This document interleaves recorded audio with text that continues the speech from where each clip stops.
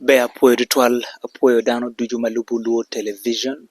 kinying an Tekwo Wilfred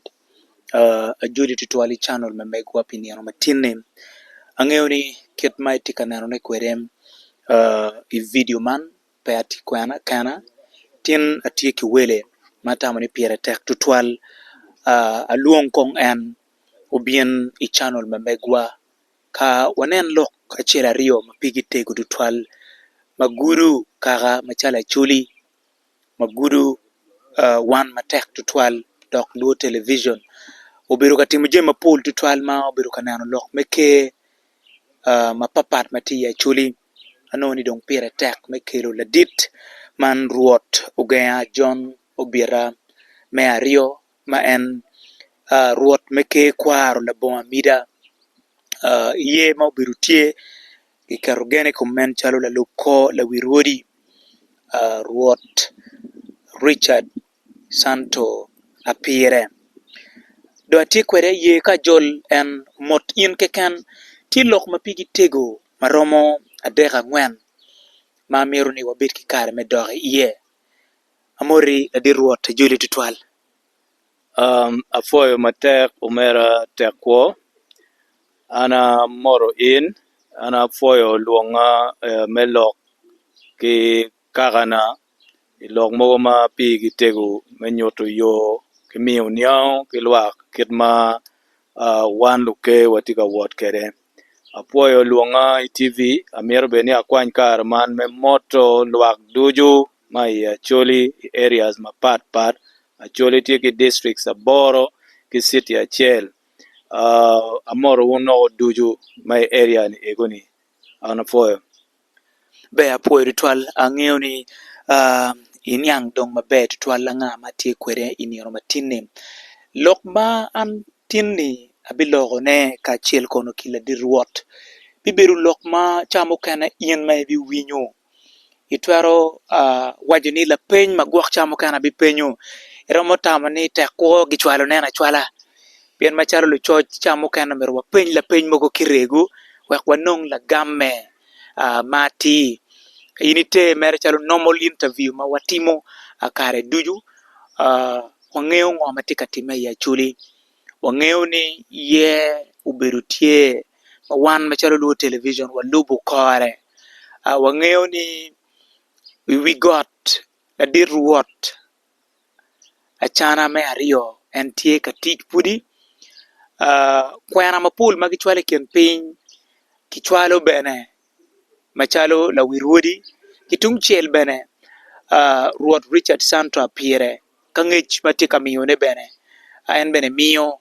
machalo la wirwodi malupe kono kiye ma obiro tie man kono ki kitgum lok mukuo mena machiel en aye atika miro ni an kachiel ki Acholi kong wanyang kibod la di Rwot Ogenga John Obira pien watika neno kit madong tela meke ya Acholi tika wot kwere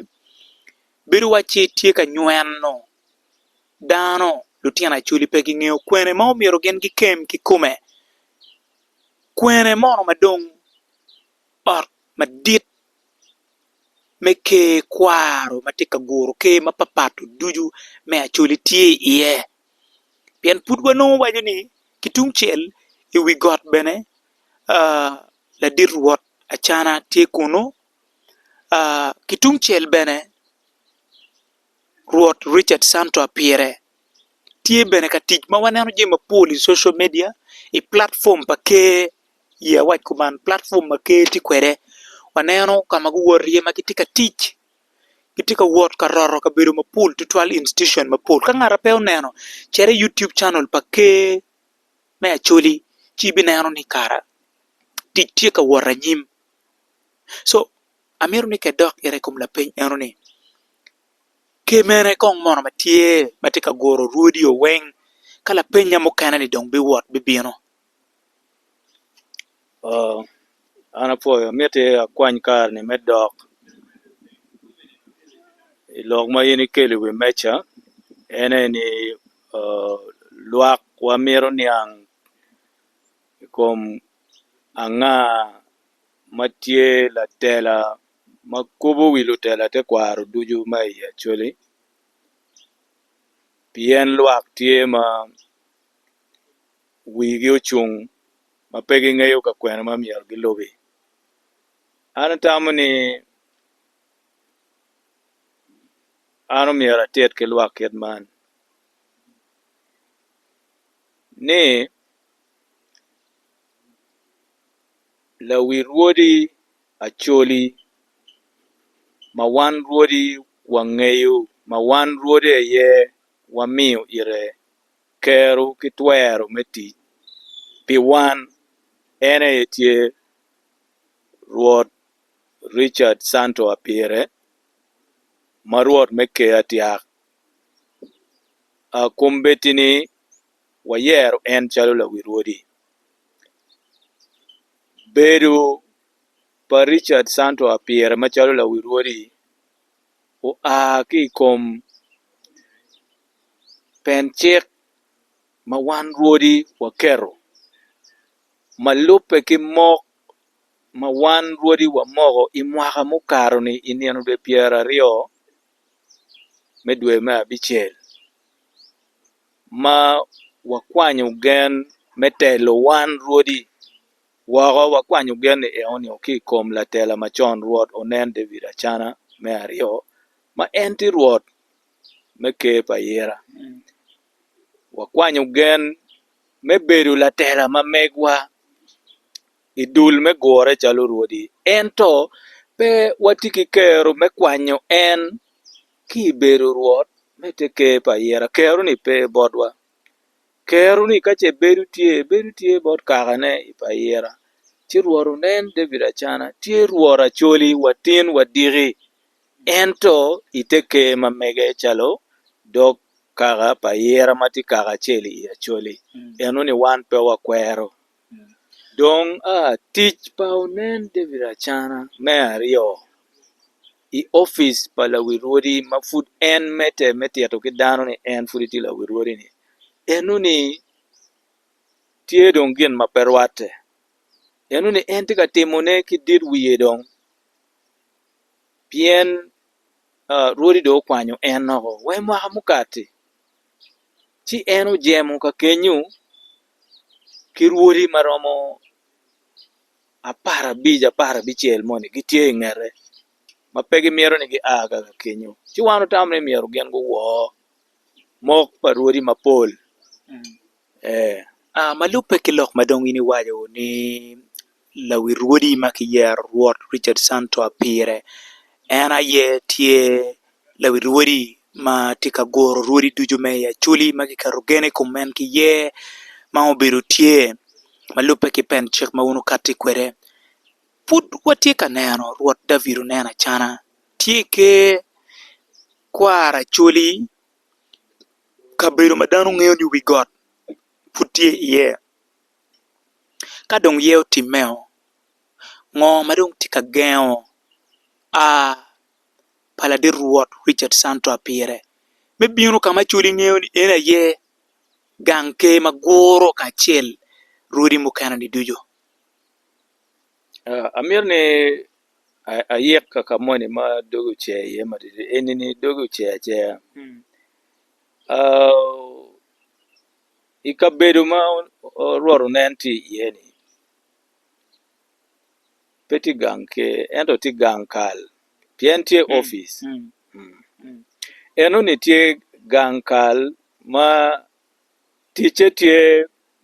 pi tic me kupo dog tic pa Rwodi ni ego ni gang kal ma pat 50 wi aboro ni tye iye kenyo ke ma bila bedi ti iye gi bulli peke kaka kenyo ma pud pa ya imete wani gang kal 50 wi adi aboro tye kenyo ma dok tic pa Rwodi ni pien ka wai tye no ti ka tic ko ka kenyo ni tye kaka tic ma ng'at ma kikero i kabedo ni eno ni tiyo me kupo dok wat ki dok kal 50 wi aboro ma i lobo Acholi ni Ruoro nen obedo ka tiji ye kar mokara ng'ech ni we mwaka mokate niende 20 me dwe ma abichiel ma ruodi okwanyo gen oko kikome. So ni chake i dwe me abichiel me tin ma en tika bedo kuno i wi ali ma mono gin ma wan omiero ni lwak ong'e. Dong gin nu ducu ma en timo chalo luonge ni la wi ruodi, chalo yob mogo, goyo plan me wori kin piny ekuni weng dong tika tiune ma wan ruodi dong pe wang'eyo. Timo dong pi mirine, timo dong pi jemo. Dong in ipenyo la piny ni ng'o mageo Rwot Apire Santo ki tim ma mege me bino ka chako tich i wi got. Tikit man omera. Wan obichoyo waraga. Ing'e mok pa ruodi me wacho ni Ruot me pa yiera do dok pa yiera kene omete ki tich donge kuno machalo Ruot. Chiw jemo. Ni chake kare eoni waneno achikari pamony UPDF kimedo wel namba gi mago chiko kema mogo ing'e ot kuno mabedo chalo yob motie mano bitamni kache gwake kichero ka tich kuno chino miero joni eoni gukela yele kom dano eoni tie kedi chet kom bedi ine no gin mukene mageo wan chero kuno ene ni en pe woro waraga magichoyo bore watin idwe mukaro ni watamo ni loki eni miero donke loki chiek loya mamegwa uchoyo waraga bore me wache ni umiero en kikuno ma iyo me muolo watin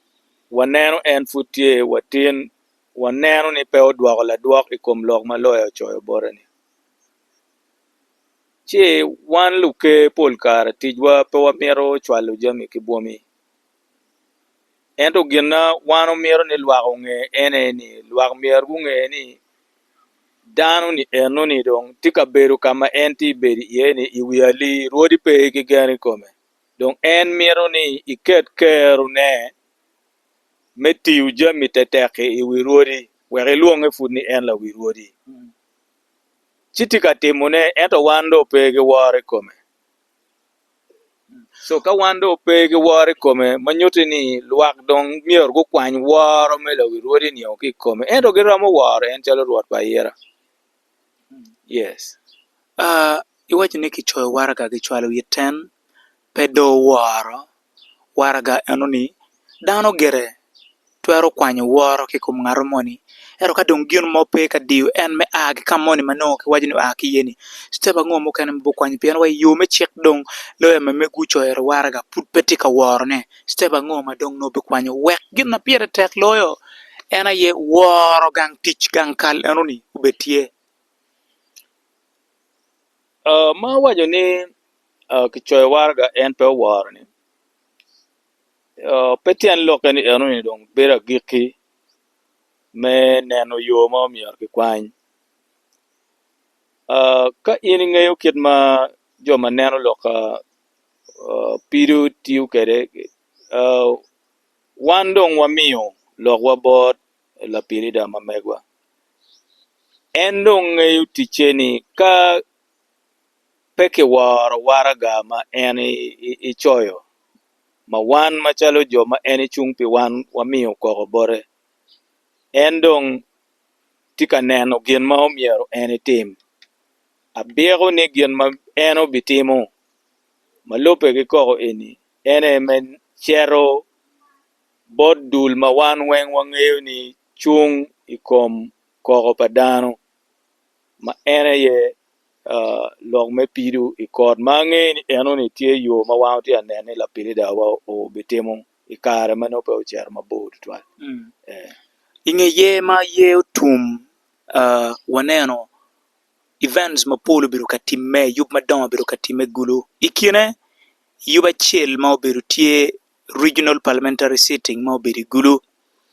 waneno speaker me parliament me Uganda wa mechero kamiyo woro kilimo Rwot Rwot unen David achana me ario you we got enuni ti dano madit ti Uganda dano makilubu dano makiworo lulup en keken pol nyuru ni ngo iye ma obedo public obedo in an open space dano ngeo ikiyaro la wiruodi me Acholi ento ludiru mukene kidul mukene pe bene en kene pud gichero iwi got kama Rwot achana ti iye kun kiwajini gichero bot la wiruodi me Acholi kitung kuja nenning pian yeo timo bedo public and dano madongo kamenta kire no bene kingeo ngo mo time nyuru ningo kibot machel idore lok eoni an atamni no miero wabet ki piny ni kake wajo ni ng'ari moni la Rwot Acholi notien loke tie ni ng'o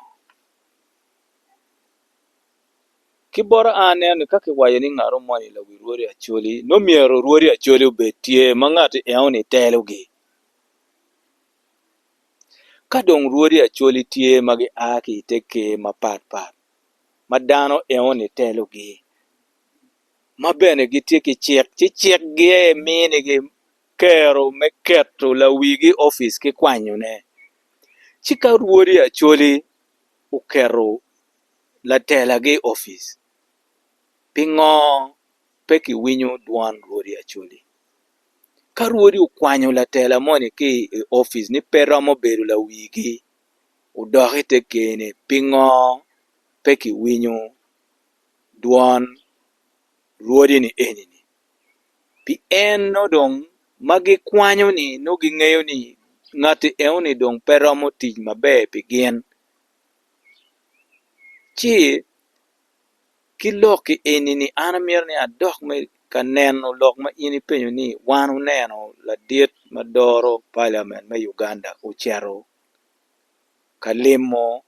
dwaro nen David achana ma ario iwi got eoni wan weng waniang ni utime gin ma wan ung'eyo ene ni latela ni enoni kirojo wiye ma lutich ikom rocho wi latela ni enoni ubedo lutino ma megwa ario magiti parliament ma gina yego yupi enoni ma lutino ni igini tam ma meggi pe chwago aloga ma wan ukelo ni dong gin tie ikin jo ma gitamo ni umiero ki ruch ko lok me ye eonio kaki bedo ka nyuto ki jo ma pe Acholi ni la dieti enya ye en futi ka tich ento gina miero dano niang ene ni kelu dano ka neno Rwot achana pe loko tam pa Rwodi 40 enini mago kwanyo en ni kere ki ting pop ki Vatican ki kel pop bino limo achana pian achana latela machalo karom ka mako la rem kere chalo latela pa ya romo limo ne ento ka kitamni kiti ki gin makumeno me ruchu mok pa Rwodi chi pe time peo e time pien wana ye wan Rwodi ene wang'eyo ng'o maber pi wan dok ng'a maromo tich pi wan chi wakero tiyo pi wan nyo wakwanyo kika tich pi wan kit ma watimo ikom Rwot nen gen ki Rwot Richard Santo Appiah ni dong la diti ma tie la do ot moko chiki kitao mere wiye kitam ni ka kitiyo ki gin eno ni kit meno chi weko lwak ma woko ni neno ni tich ma wan utiyo me keto dano manyen ni tich ma konye pe bat kitung bodo wan neno ni speaker me parliament pe wajo ki Rwodi ma Acholi ng'a ma miero telgi dok bene lutien wa en ario me on moko chiek ma wan ung'eyo gini gine pe giwajo it wan ruodi ng'a ma miero wan unen ni otelo wan wan aye wang'eyo gin maber pi wan ci watero ki lwak ni gin eni gin maber pi wan nyo dano ni eni romo telowa uwo en machalo lawiwa an tam ni bedo kit meno ka wadok bene igen mukene matichal tutwal en aye waniang bene pi ye ma obedo tie ma kachoka obedo tie ci okelo ruodi ma aki ke mukene gien gubedo gulu kakany iba dege la yibi division igulu city gang nama chiel mo chiki kuno kikaro ni Rwot David unena chana me ario bene en aye umero bedi la wigien mano neno wi ruodi meke mukene ni oduju machalo Rwot meke kwaro mela bonga mida kidong machalo Rwot makiyero la lubko la wi ruodi uniang gwaki kum yup enoni machalo keni pira kana uniang kum yup enoni kidong ka uniang pien enoni kelo kit nena ngo twero madok miwit en dogi medoro wike may region mo kanani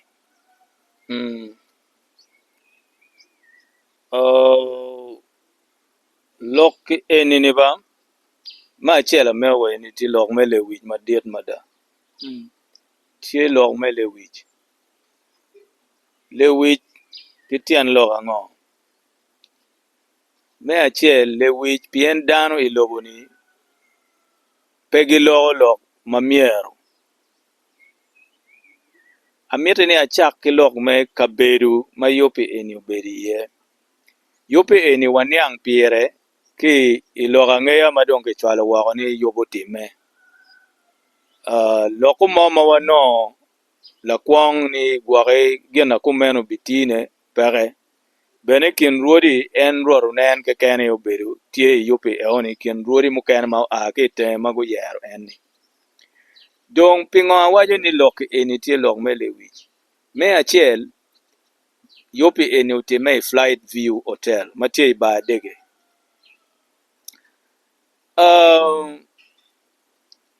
ikare ma wan wabedo ka yele ke yop